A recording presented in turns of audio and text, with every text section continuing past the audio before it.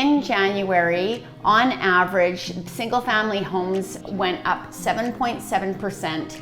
From 385,000. Townhouses also increased to around 269,000, which is unprecedented. In COVID time, I sold a 2-story townhouse for $232,000 with a double attached garage. Currently, those are back up to around $300,000 to $310,000, which is what I was selling brand new in 2010. I had a Vancouver investor purchase a brand new one for $250,000, and he feels like he got a score of a lifetime. As increases of interest rates happened, affordability for single-family homes decreased. If you are looking to move money, condominiums increased 1.1%. Those are apartment styles, and I think those ones are going to make a bounce back in the next 6 to 8 months as townhouses did. So if you are looking to invest, you want to have a trusted advisor who has been around the block and seen lots of special assessments on many of our apartment style condominiums and knows which ones to invest in and why, and which ones to avoid and why. Can you believe that one condominium that is being purchased from out of province investor that I have has a $2.6 million in the reserve fund?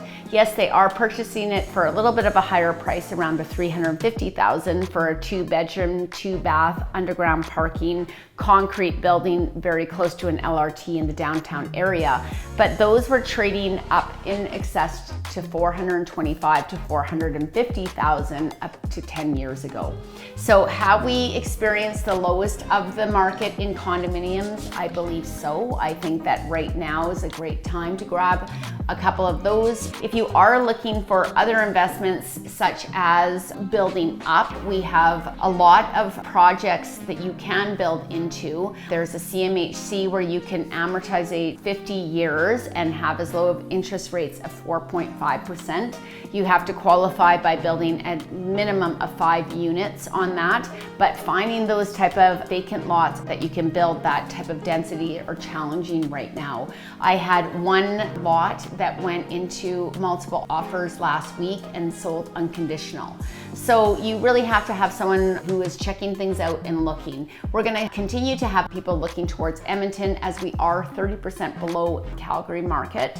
And people do love moving to Calgary and love the Calgary vibe, but Edmonton is coming in very strong in second place and is a very safe place to be investing your money. As the spring moves along, we're going to have more people listing their properties, but you really have to be dialed in, because as soon as those are being listed, especially 400,000 or less, they are getting snapped up into multiple offers quite quickly. So I'd love to be your advisor of choice. My name is Stanko, and I'm a RE/MAX realtor, and I've been a realtor for over 17 years in the Edmonton and surrounding area. So for now, thanks for joining me, and I'll try and do an update in the next 2 months, because things are crazy out there, and even though it is just the beginning of February 2024, I'm feeling that the market is going to be overheated and continuing to increase. Great place to invest your money.